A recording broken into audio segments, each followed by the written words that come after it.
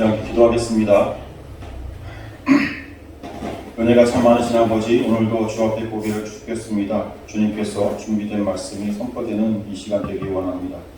말씀을 전하는 자 가운데 성령님께서 역사하시고 또 듣는 자 가운데도 역사하사 귀한 말씀이 선포되어지고 또 들려질 때에 우리 속에 조명하신 은혜를 베풀어 주시고 그 말씀 가운데서 새로운 깨달음을 얻고 기뻐하며 또 하나님과 더욱 하나가 되는 이 예배 시간 되기 원합니다. 한 주간도 주의 말씀에 귀한 인도하심을 받으며 이끌림을 받아 기억고 하나님 바라시는 귀한 뜻이 저희들 삶 가운데 드러날 수 있도록 축복해 주옵소서. 예수님 이름으로 기도했습니다. 아멘. 자, 오늘 본문이 이제 히브리서 12장 마지막 절까지입니다. 히브리서 12장 이제 끝나는 거죠. 근데 다소 복잡하고 좀 난해하게 보이죠. 이럴 때는요, 의미별로 구분을 해보면 조금 쉬워지거든요. 여러분 성경이나 또는 주보에 있는 본문을 필기구가 있다면 한번 나눠보시기 바랍니다. 먼저 18절부터 21절까지를 시내산이라고 이렇게 제목을 붙여봅니다. 그리고 그 다음 22절부터 24절까지 제목을 시온산 이렇게 제목을 붙입니다. 잠깐 여러분 영상을 보시면 시내산은요, 출국한 이스라엘 백성이 가나안에 들어가기 전에 먼저 그 광야에서 하나님의 계명을 받은 곳이었죠. 시나이 반도 그 아래쪽에 있는 산이에요. 그런데 그 시온산은 가나안 땅 예루살렘에 있는 곳입니다. 거기 골고다가 있고 예수님의 십자가가 선 곳이라는 말이죠. 시내산과 그 시온산 위치, 여기까지가 이제 시내산과 시온산이 대조되고 있는 내용이란 말이에요. 이 24절까지가. 시내산은 모세의 말이 전한 율법의 산이고요. 또 구약의 교회를, 그 다음에 시온산은 예수 그리스도의 말이 전해진 은혜의 산, 그리고 신약의 교회를 이렇게 대조적으로 설명하는 제목인 거예요. 자, 시온산은 22절에 나오는데요.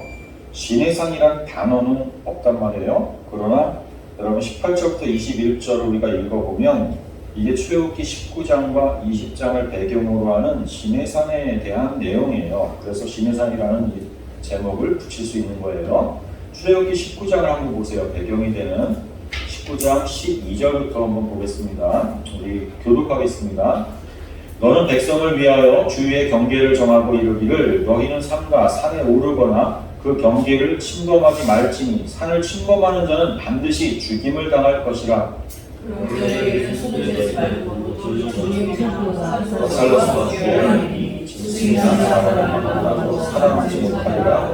나타내 이르기거든 산 앞에 올 것이라. 모세가 산에서 내려와 백성에게 이르러 백성을 선결하게 하니 그들이 자기 옷을 빨더라. 모세가 백성에게 이르되 준비하여 셋째 날을 기다리고 여호와의 가까이 가지 말라. 셋째 날 아침에 우레와 번개와 빽빽한 구름이 산 위에 있고 나팔 소리가 매우 크게 들리니 진중에 있는 모든 백성이 다 떨더라. 모세가 하나님을 맞으려고 백성을 거느리고 산에서 나오매 그들이 산에서 있는데 시내산의 연기가 자욱하니 여호와께서 불 가운데서 거기 강림하심이라. 그 연기가 옹기 가마 연기같이 떠오르고 온 산이 크게 진동하며 나팔 소리가 점점 커질 때에 모세가 하나님의 진동성을 시작하시더라. 여호와께서 시내산 곧 그 산 꼭대기에 강림하시고 모세를 그리로 부르시니 모세가 올라가매 여호와께서 모세에게 이르시되 내려가서 백성을 인도하라. 백성이 이르러와 여호와에게 와서 부르짖다가 왕이 죽으라 하더라. 또 여호와에게 가까이 하는 제사장들에게 그 목을 성결히 하게 하라. 나 여호와가 그들을 칠까 하노라. 모세가 여호와께 아뢰되 주께 속에 이르는 이르시기를 산 위에 배를 세워 산을 거룩하게 하라 하셨사온들 백성이 시내산에 오르지 못하리이다. 여호와께서 그에게 이르시되 가라. 너는 내려가서 아론과 함께 올라오고 제사장들과 백성에게는 경계를 넘어 나 여호와에게로 올라오지 못하게 하라. 내가 그들을 칠까 하노라. 모세가 백성에게 내려가서 그들에게 알리니라. 아멘. 예. 시내산에서 이제 모세를 통해 이스라엘과 대면하신 그 하나님이 말씀하시는 장면입니다. 홍해를 건너가지고 구원받은 백성들을 요 시내산으로 끌고 오셔서 계명을 보여주시는 장면이란 말이에요. 구원받은 백성들은 반드시 계명을 봐야 하는 거예요. 구원받지 못한 백성들에겐 계명 안 보여줘요. 이 계명은 하나님의 마음을 목록화한 거거든요. 하나님이 좋아하는 것과 싫어하시는 것을 쭉 나열한 거라고요. 그런데 그 계명에 비추어 보니까 그건 전부 다 자기들의 추악한 죄들을 목록화한 거예요. 이스라엘 백성들을 거울 앞에 딱 서게 만드는 게 율법이었단 말인 거예요. 자, 봐라, 너희들의 모습이 이렇단다 하면서 하나님이 싫어하시는 리스트에 이스라엘 백성이 다 걸리는 거예요. 여태껏 애굽에서 하나님이 싫어하는 모습으로 산 거죠. 그런데 그런 죄인들이 어린 양의 피로 죽음을 모면하고 홍해를 건너 왔단 말이에요. 그 사실을 이제 알아야 한다면서 보여주신 게 계명이었단 말입니다. 그러니까 그 분위기가 어땠겠습니까? 무시무시했다고요. 모든 백성뿐만 아니라 여기 히브리서 본문 21절에도 모세마저도 두려워했다고 합니다. 여러분 다음 장, 출애굽기 다음 장이 20장인데 20장 19절과 21절도 19절부터 21절도 보겠습니다. 같이 봅니다. 시작. 모세에게 이르되 당신이 우리에게 말씀하소서 우리가 들으리이다. 하나님이 우리에게 말씀하시지 말게 하소서 우리가 죽을까 하나이다. 모세가 백성에게 이르되 두려워하지 말라. 하나님이 임하심은 너희를 시험하고 너희로 경외하여 범죄하지 않게 하려 하심이라. 백성은 멀리 서 있고 모세는 하나님이 계신 흑암으로 가까이 가니라. 예, 하나님이 말씀이 떨어질 때요 죽을까봐 떨면서 들었단 말이죠. 이게 시온산과 대비가 되는 시내산의 모습이에요. 그래서 시내산은 그 말이 떨어질수록 하나님의 말씀이죠. 그 말씀이 떨어질수록 사람들이 견디지 못하는 율법의 산인 거예요. 거기서는 히브리서 19절 끝에 더 말씀하지 아니하시기를 구하였으니 라는 말이 나오잖아요. 예? 방금 출애굽기 19장에서 실제로 그런 일이 있었잖아요. 하나님이 우리에게 말하지 말게 하소서 이렇게 애원했어요. 왜 그랬어요? 구약에서는 말씀이 떨어지면 떨어질수록 인간들의 어깨에 짐이 얹혀지는 것이기 때문에 그런 거예요. 그래서 율법의 산, 신의 산. 그런데 신약의 산은요 십자가가 선 시온산입니다. 그래서 24절을 보세요. 24절 다시 한번. 새 언약의 중보자이신 예수와 및 아벨의 피보다 더 나은 것을 말하는 뿌린 피니라. 그렇죠? 뿌린 피가 있는 지온산이란 말이에요.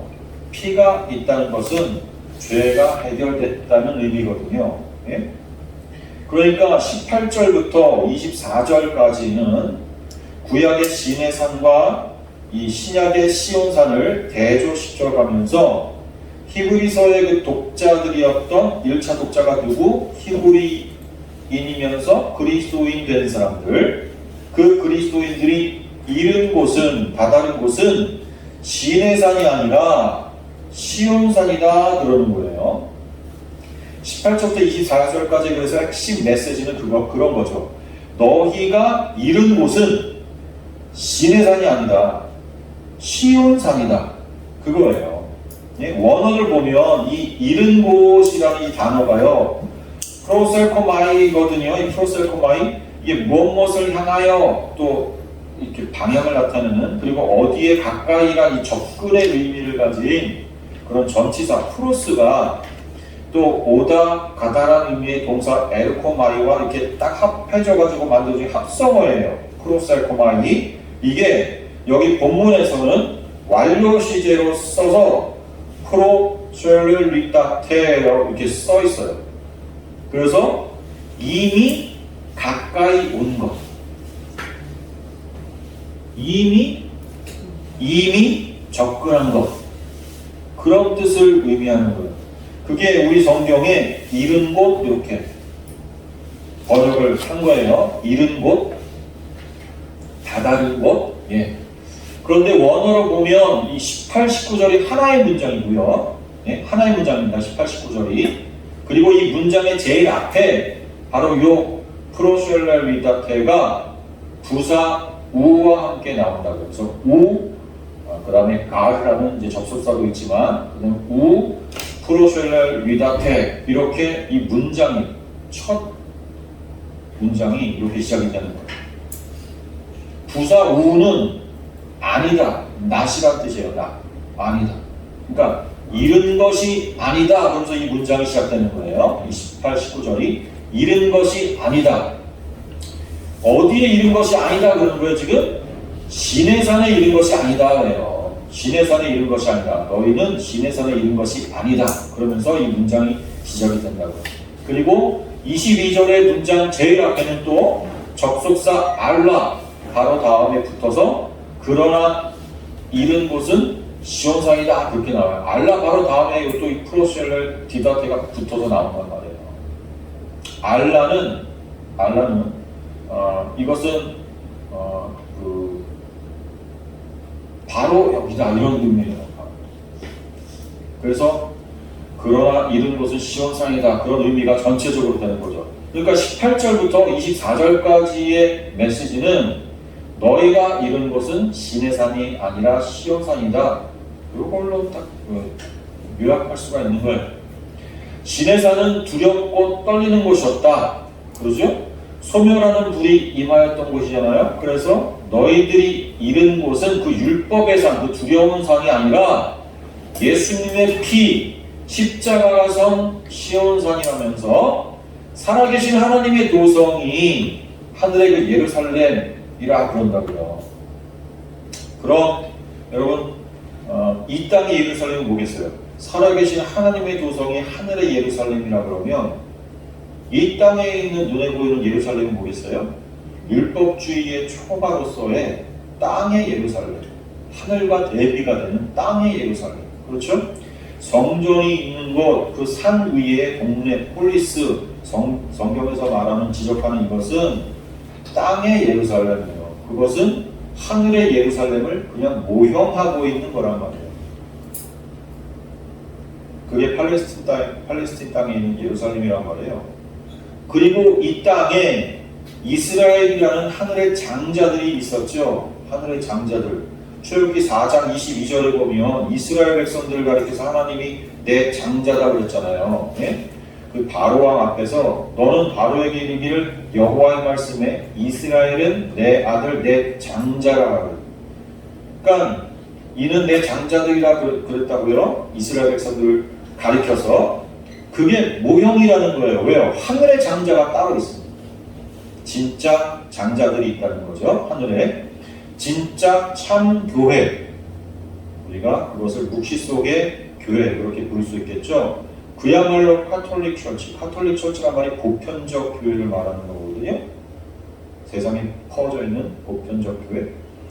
이 땅의 교회를 묵사라는 단어에 그렇게 되면 이 땅의 교회에 대하여서 그거 진짜 아니고 저 하늘에 진짜 교회가 있다 이렇게 얘기하는 거라고요. 자, 만민의 심판자이신 하나님과 및 온전하게 된 의인의 영들이라는 단어도 그게 표현도 들어가 있는데 만민의 심판자이신 하나님. 그러니까 여러분 우리를 사랑하고 우리를 도와주시는 하나님이 아니라 그렇죠. 심판자이신 하나님이 계신 곳이다 그래요. 심판자이신 하나님이 계신 곳이다. 예? 온전하게 된 의인의 영들과 이 땅에서는요 불완전하지만 의인의 영들 그러면 이 땅에서의 의인들은 뭐예요? 다 인간의 행위로 의인이다 아니다 이렇게 판단을 하게 되는 그런 사람들이지만 히브리서의 내용 전체가 뭐였어요? 예수의 의로 우리가 이루어진다. 그거니까 온전하게 그리스도의 피, 그러니까 멜기세덱의 반차를 쫓아오신 그 예수 그리스도에 의해서 온전하게 된 그런 의인들의 영들을 여기서는 얘기하고 있는 거죠. 시온산의 의인들의 영은. 그리고 피, 언약의 피, 새 언약의 중보자이신 예수, 그 예수의 피, 그 피에 너희가 이르는 거다 이렇게 얘기하는 거예요. 그런데 인간들은 어떻습니까? 계속해서 율법주의 안에서 자기들의 행위를 의지하여 가지고 의에 이르려고 하는 거죠. 자꾸 그러한 시도로 돌아가요. 그게 히브리서 전체의 내용인 거죠. 너희들 그렇게 자꾸 돌아가려고 하는데 돌아가지 말아라. 돌아가면 안 된다. 그러니까 거기 뭐가 필요하다는 거예요? 바로 그 앞에 우리가 이 본문 읽은 우리 본문 앞쪽에 어떤 내용이 있었어요? 예? 12장 중간에 징계의 내용이 있었잖아요. 그 징계가 뭐라고 했어요? 하나님의 그 아들 만들기라고 했죠. 그러면 그 아들 만들기의 그 징계의 내용이 뭐라는 거예요? 예수의 피를 믿게 하고 의지하게 하는 그 과정이 들어있는 모든 게 다 아들 만들기 징계라는 거예요. 그래서 징계가 우리에게 떨어지게 되면 우리는 어린 양의 피 그거 거역하면 안 되는 거구나 이렇게 우리가 알게 된다는 걸 자꾸만 깨달아가게 된다는 거예요. 징계를 경험할 수. 그래서 바로 그 다음 우리 24절까지 갔는데 25절에서 너희는 삼가 말씀하신 일을 거역하지 말라 그러는 거예요. 배교에 대한 경고 이것은 히브리서의 주된 주제 아닙니까? 율법주의자들의 그 회의와 또 핍박을 받고 있었던 그 히브리 그리스도인들에게 경고의 메시지를 계속 보내고 있는 겁니다. 25절 한번 다시 보세요. 너희는 삼가 말씀하신 일을 거역하지 말라. 땅에서 경고하신 일을 거역한 그들이 피하지 못하였거든. 하물며 하늘로부터 경고하신 일을 배반하는 우리일까 보냐. 여기 지금 말씀하시니 제일 처음에 말씀하신 이가 누구겠어요? 시온산에서 말씀하시는 이니까 예수 그리스도죠. 그리고 그 다음에 땅에서 경고하시니 또 나오는데 요거는 모세인 거예요. 땅에서 경고하시니. 그리고 모세 경고는 율법의 요구가 있는데 이를 거역한 이스라엘이 하나님의 진노의 그 심판을 피하지 못했잖아요. 그래서 구약의 절반 이상이 그 심판 이야기로 가득 찼단 말이죠. 예? 하물며 하늘로부터 오셔서 말씀하신 그 예수 그리스도의 경고를 배반하면 피할 수 있겠냐. 그렇게 말씀하는 거예요. 25절이. 그런데 또 이어지는 이제 26절부터 보면요. 시내산은 진동하는 곳이고 시온산은 진동치 못할 나라다. 이렇게 서로 대조시키거든요. 그건 예수님께서 내가 곧 진리다 이렇게 말씀하신 것처럼 이 세상의 진리란 예수의 피밖에 없다는 거예요. 반면에 우리의 행위는 어때요? 시간이 가거나 아니면 내가 잘하거나 성숙되어지는 정도에 따라서 행위라는 건 늘 변하는 거예요. 그렇죠? 그게 여기서 쓰인 진동이라는 단어의 의미예요. 진동, 이 살리오가 흔들리다, 불안하다 그런 말이거든요. 그러니까 그거는 안 된다는 거예요. 26절에 한번 보세요. 26절 다 같이 한번 읽습니다. 시작.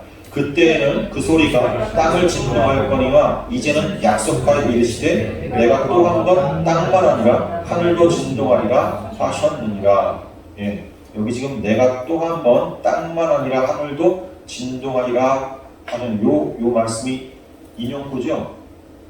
그 앞에 이르시되 여기서 나온 거잖아요. 그렇죠? 이르시되 그래서 내가 또 한 번 땅만 아니라 하늘도 진동하리라 하셨느니라. 이게 이제 하나님의 말씀인 거예요. 이게 뭘 인용한 거냐면 선지자들의 말씀을 인용한 거거든요.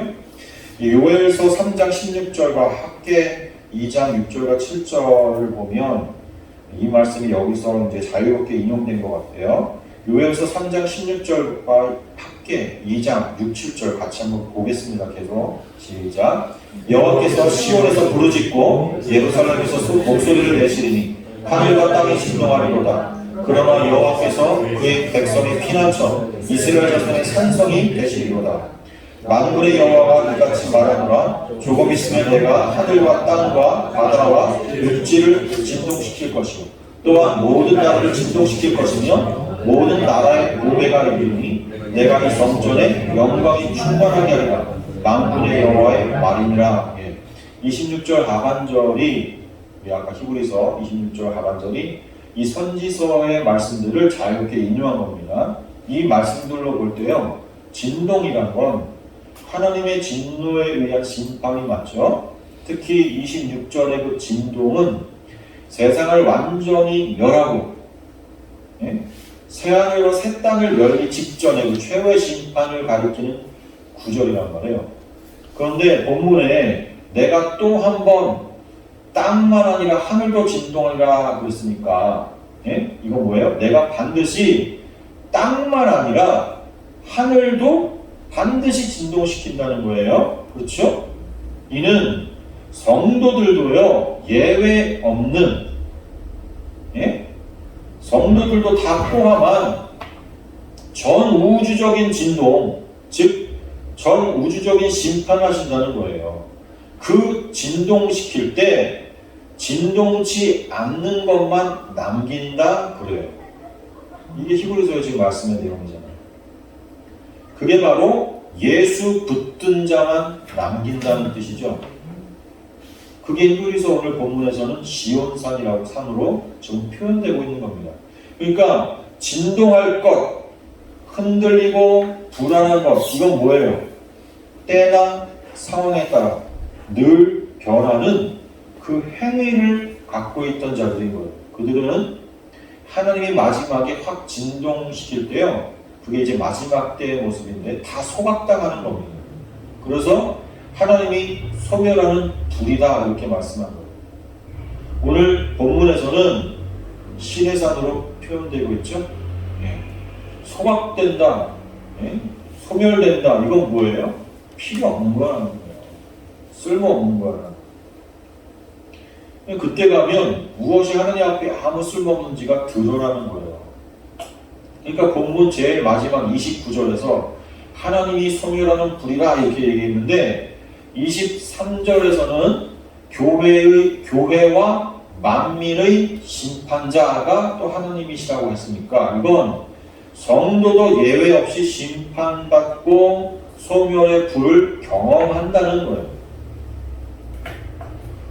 그 심판과 소멸의 불을 경험하게 되는 그 종말은 여러분 바로 지금이란 말이에요. 지금은 예수님이 십자가에 달리시고 부활하심으로 이 세상은요 종말이 된 거예요. 말세가 됐다니까요. 종말이 시작된 거예요. 우리는 종말의 시대를 사는 사람들이란 말입니다. 근데 성도는 지금 이 땅에서 그 소멸하는 불을 만나게 되면 종말이니까, 소멸하는 불이 내려지는 종말이니까 소멸하는 불을 만나게 되면 성도에게 있는 그 인간의 행위나 이런 것들이 다 타고 그 존재 자체가 부정되는 삶, 넌 아니다 하는 그걸 지옥이라고 그러는 거예요. 성도는 그런 지옥의 삶을 이 땅에서 종말의 시대를 사는 이 땅에서 사는 거예요. 우리는 하나님 나라가 왔다 그러잖아요. 우리는 천국의 삶을 지금 산단 말이에요. 너희 주에 이미 하나님 나라가 왔다 그랬잖아요. 그게 무슨 의미냐고요. 하나님의 종말 때 있을 그 소멸이 우리 성도들에게 임하고 있는 거예요. 그래서 하나님 나라가 왔다는 거예요. 그래서 이 땅 속에서 성도들이 그 소멸 불 앞에 심판받는 모습이 성도들에게서 경험되고 나타나는 거예요. 그리고 세상 사람들에게 그게 보여지는 거예요.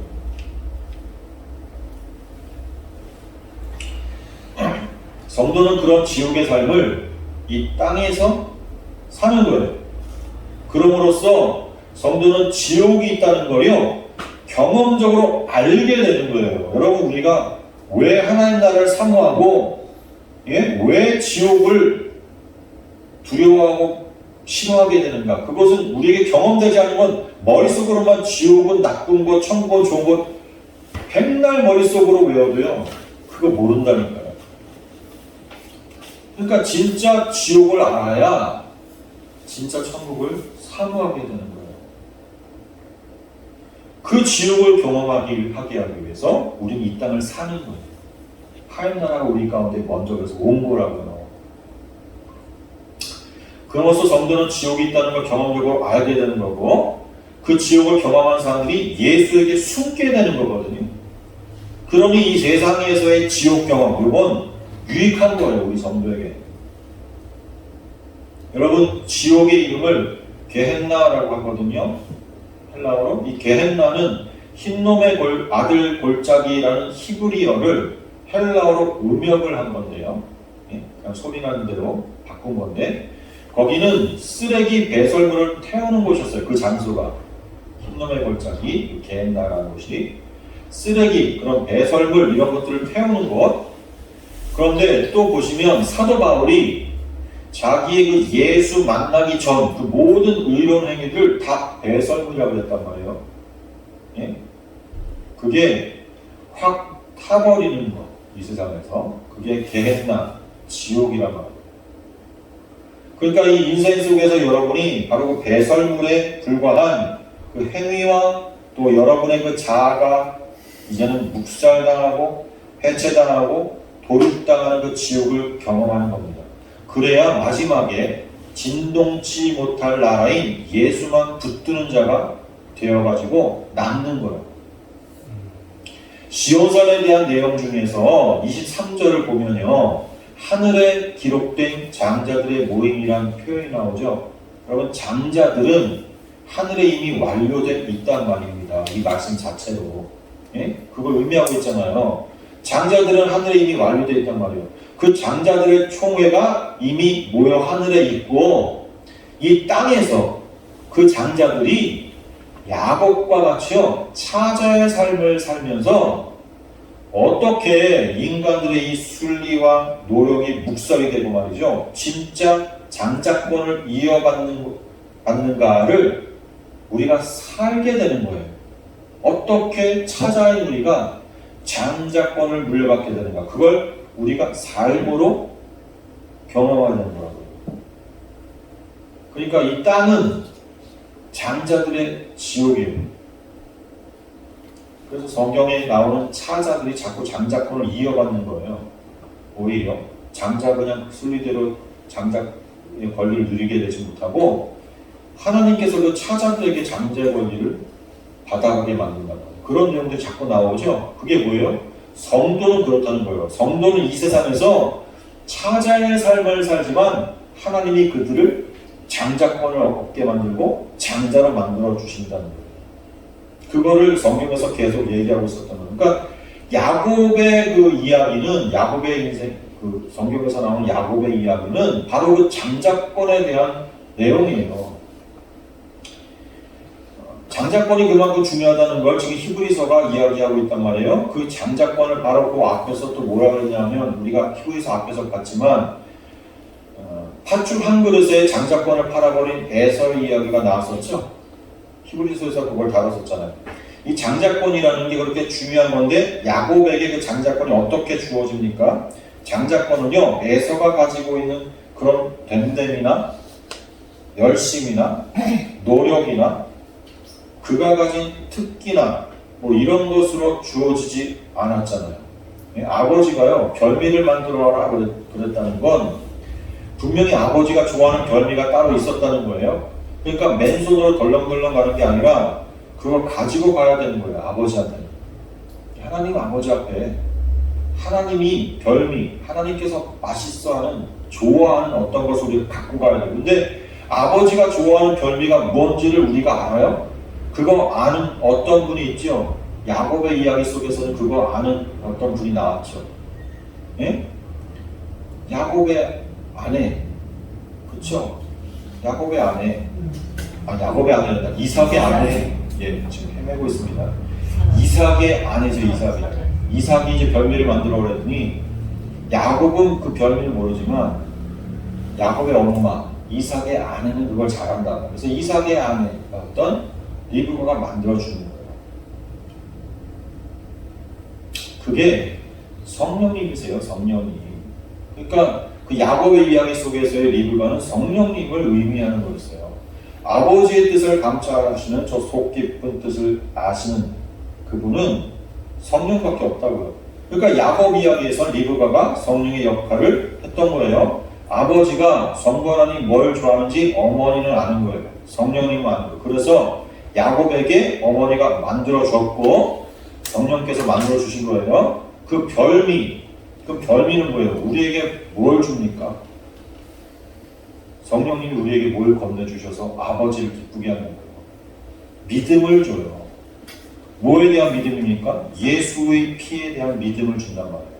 그런데 예수의 피에 대한 믿음이 뭐냐면 내 걸 갖고 가는 게 아니라 별미, 다른 거, 내 것이 아닌 다른 거. 내 거는 다 부정당하고 예수의 피만 뒤집어 쓰고 가는 거예요. 성령님이 알려주신 거잖아요. 그걸 요한계시록에서는 또 흰 옷이라고 또 말하는 거예요. 흰 옷. 야곱과 에서의 이야기는 그 흰 옷의 이야기라고 또 말할 수 있는 거예요. 그런데 그 흰 옷은 뭐냐 하면 어린 양의 피에 빤 옷이라 그래요. 계시록의 언어로 어린 양의 피에 빨았다, 세마포를 빨았다 그래서 휘어지다 그랬잖아요. 그럼 내가 만든 옷이 아닌 거예요. 그 흰 옷은. 그렇죠? 어머니가 나에게 만들어준 옷인데 그 마다들의 옷을 입혀서 보냈더니 아버지가 만져보고 네가 목소리는 야곱인데 만져보니까 에서구나 그러면서 축복하잖아요. 결국 야 진짜 내가 원하는 별미를 네가 갖고 왔구나 하면서 엄마가 만들어준 걸 갖고 들고 간 걸 아들이 갖고 왔다라고 믿고 인정해주고 그걸 먹고 축복한단 말이에요. 그걸 구원이라 그러는 거예요. 그러니까 그건 야곱이 갖는 것도 아니고 야곱에게서 나온 것도 아닌 거예요. 다 누가? 외부에서 주어진 거예요. 그냥 야곱은 리브가에게 하나님이 언약하신 그 약속 안에 있었던 거예요. 리브가에게 하나님의 약속이 먼저 주어졌잖아요. 그 약속을 가진 걸 리브가에게 야곱이 붙어 있다 보니까 하나님의 그 약속이 야곱 속에 성취가 되어지는 거예요.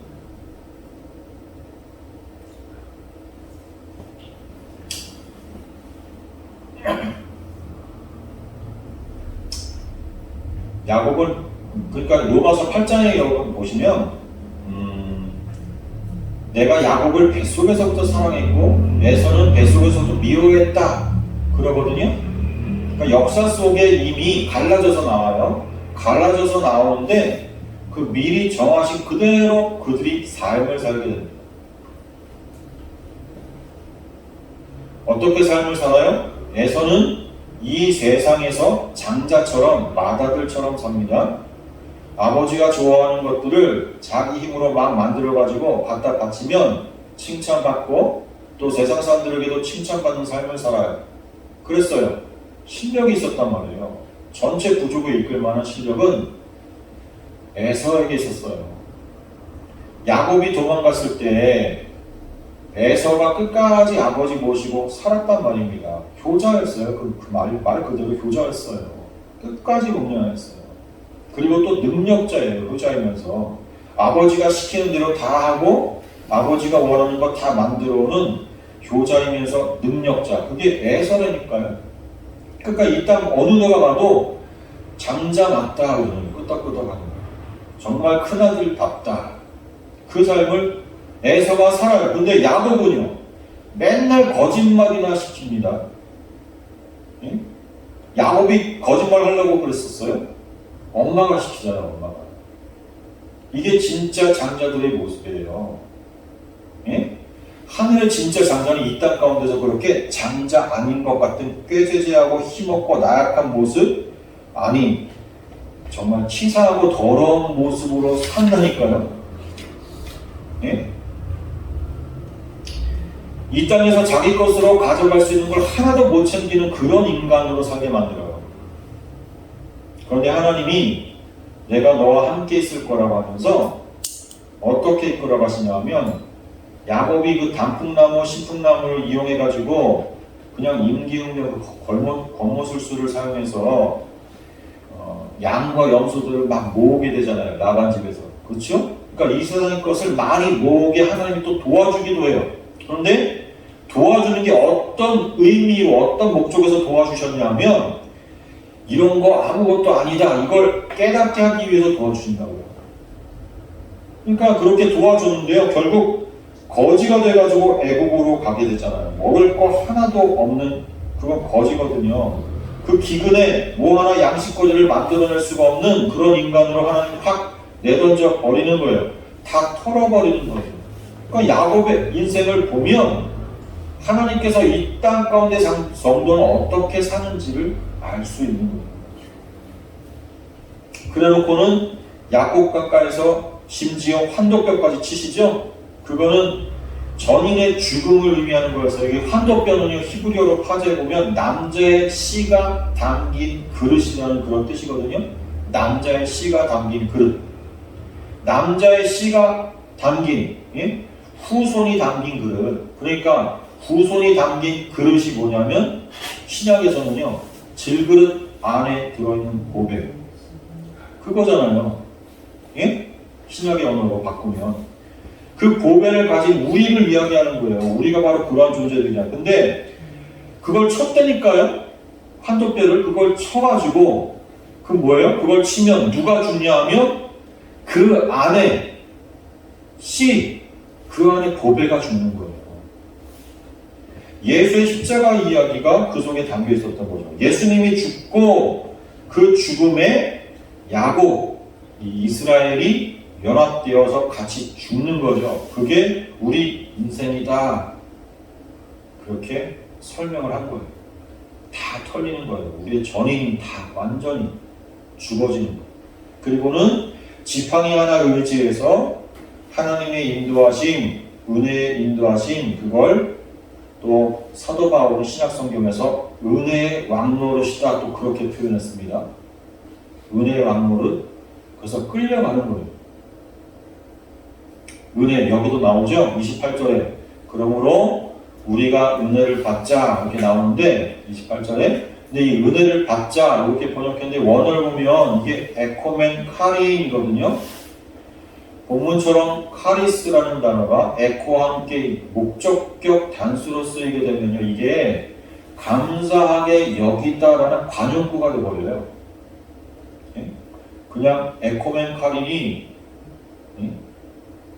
감사하게 여기다. 이 에코가 이제 받다라는 의미인데 이 카린이 이렇게 목적격 단수로 쓰여가지고 함께 붙으면 이 두 단어가 함께 붙으면 관용구가 된다니까요. 그래서 뜻이 달라져요. 감사하게 여기다 그런 뜻이 되는 거예요. 그래서 그 뜻은 뭐예요? 은혜를 감사히 여기자 이렇게 되는 거예요. 그리고 여기서의 은혜는 우리가 흔들리지 않는 나라를 받은 것, 그걸 가리키죠. 그게 은혜라는 거죠. 흔들리지 않는 나라를 받았다. 이게 은혜다. 그렇죠? 그리고 흔들리지 않는 나라는 뭐예요? 예수 그리스도로 말미암은 하나님 나라인 거죠. 그러니 이 말씀 속에는 너희들이 할 수 있는 것은 아무것도 없어 라는 뜻이에요. 이 말씀 자체가. 이게 히브리서 12장의 결론인 겁니다. 하나님은 소멸하는 불이니까 그런 거 갖고 너희들의 그 행위 같은 거 그런 거 갖고 뭔가 쌓아가지고 하나님 앞에 가려고 하지 말아라.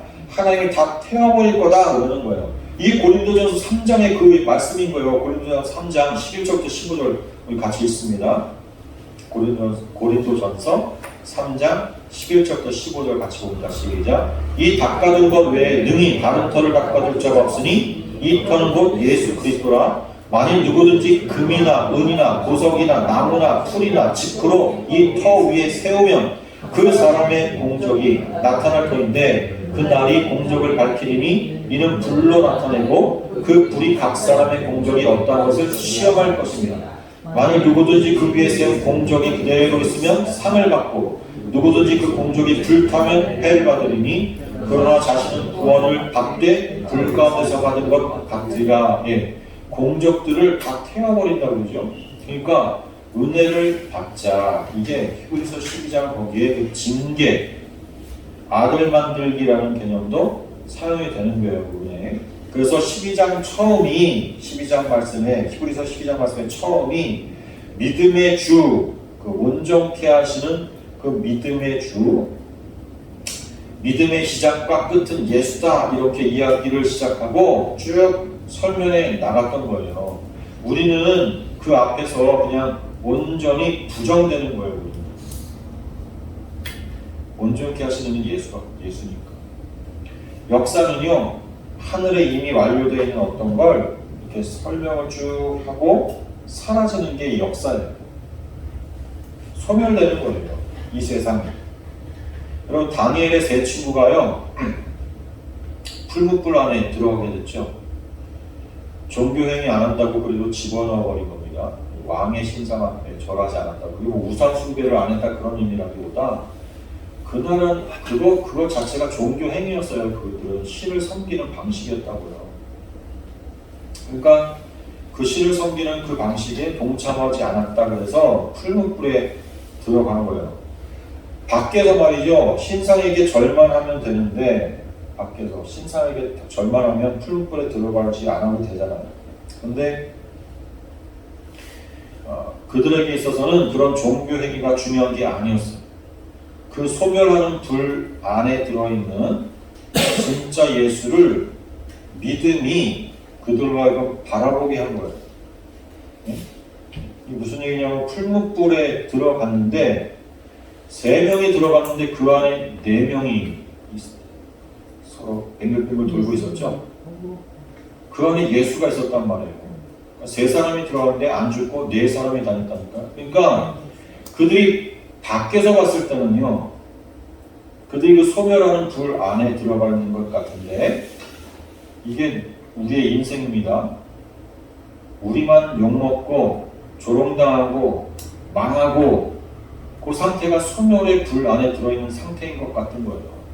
그런데 그 안에서 그렇게 고난을 받는 그 안에서 바깥을 쳐다보게 되면 어떻게 될까요? 그 안에서 지금 그 안에 3명이 들어갔는데 1명이 더 예수와 함께 있었다니까요. 그러니까 그 안에 들어갔더니 밖에서는 볼 수 없었던 분을 안에서 만나게 된 거예요. 그들이 풀무불에 안 들어갔으면 그 안에 계신 예수를 못 만났겠죠. 못 봤겠죠. 근데 그 안에 들어갔더니 그 예수를 만난 거예요. 그래서 그 안에 들어가서 예수를 만난 그들이 이제는 바깥을 바라볼 때 어떻게 보이겠냐고요. 저 밖에 있는 저 사람들 다 죽었네. 오히려 이렇게 보이는 거예요. 왜요? 예수 밖은 죽음이니까. 예수가 생명이라고 했잖아요. 예수와 하나 되지 않으면 다 죽음이라니까요. 예수님은 여기 우리들과 함께 계신데 저 바깥에 쟤네들 다 어떡하지? 이렇게 보이는 거예요. 그러니까 다른 사람들은 불 가까이 오면 다 타 죽는 거예요. 그 사드락과 메삭과 아벳느고의 풀무불의 이야기예요. 그게 거기 사드락과 메삭과 아벳느고를 데리고 온 사람들이 다 타 죽었잖아요. 그들에게는 진짜 소멸하는 불이 되는 거예요. 진짜 소멸시켜버렸어요. 시내산 위에서도 마찬가지입니다. 우리가 아까 봤지만 시내산 아래에 있었던 이스라엘 백성들이 두려워 떨었죠. 하나님의 말씀을 떨어질 때마다 그 말씀을 그나마 모세가 대신 전해줬어요. 그런데 대신 전하는 그 말씀인데도 두려워 떨고 있었단 말이에요. 그런데 그 두려운 환경 속에서 모세는요, 그 시내산 위에 위로 올라간단 말이에요. 하나님이 뭐라 그랬어요? 이 시내산 위로 올라오지 말아라. 아무도 접근하지 못하게 해라. 동물이라도 행여나 그렇게 하지 말아라. 내가 칠까 하노라. 다 죽이겠다 그런 거거든요. 그렇게 말씀해 놨는데 예외적으로 모세만 올라오라고 해서 모세가 올라갔다고. 그러니까 그 말씀을 들은 밑에서 그 말씀을 듣고 있었던 이스라엘 백성들은 처벅처벅 올라가고 있는 그 모세를 향해서 어떤 생각이었을까요? 걱정했다니까요. 두려워서. 저 사람 어떡하지? 저 모세 저러다 큰일 나겠네. 하나님이 다 죽인다고 했으니까. 가까이 가면 다 타 죽는 건데. 그런데 모세가 뒤로 돌아서 산 아래에 있는 이스라엘 백성들 볼 때 뭐예요? 하나님의 말씀을 딱 받아놓고 보니까 그 말씀을 저 이스라엘 백성들이 다 몽땅 그 말씀을 그대로 어기고 있는 자들이거든요. 그러니까 그 말씀을 받을 때마다 모세는 산 아래에 있는 이스라엘 백성들 향해서 저 사람들 다 죽겠구나. 큰일 났구나. 저 사람들 다 어떡하지? 이렇게 되는 거예요. 우리가 하나님의 소멸하는 불 가운데 놓여있는 삶을 우리가 이 땅 가운데 살게 될 때 우리는 그것이 괴롭고 힘들지만요, 그 속에서 예수를 발견하게 되고 예수와 만난다니까요. 그렇게 되면요, 오히려 그 소멸하는 불 밖에 있는 세상을 향해서 오히려 불쌍히 여기게 돼요. 오히려 그들을 향하여 기도하게 되고 오히려 그들이 치근하게 여겨진다니까요.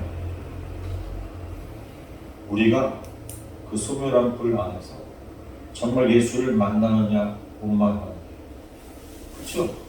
하나님의 백성들은 이 소멸하는 불 가운데서 예수를 만나게 한다니까요. 그러니까 그러한 고난을 겪고 있는 사람들은 이런 말씀을 들으면 아, 우리 인생이 저주를 받아가지고 이렇게 힘든 게 아니구나. 하나님의 아들 만들기, 그렇죠? 징계, 파이데이하죠? 그거구나. 우리는 그 속에 지금 그 속을 지나고 있는 거구나. 이러면서 막 기뻐지는데, 그런 불같은 시험의 과정 속에 들어있지 않은 사람들은요, 아, 제발 그런 암울한 말 좀 그만 들었으면 좋겠다. 이러는 거예요. 이러는 거예요. 여러분, 주님께서 함께 하시는 자들은 그래서 고난 가운데 찬성이 나오는 것이고, 어느덧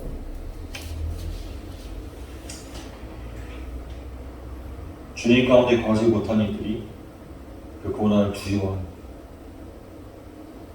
같이 기도하겠습니다.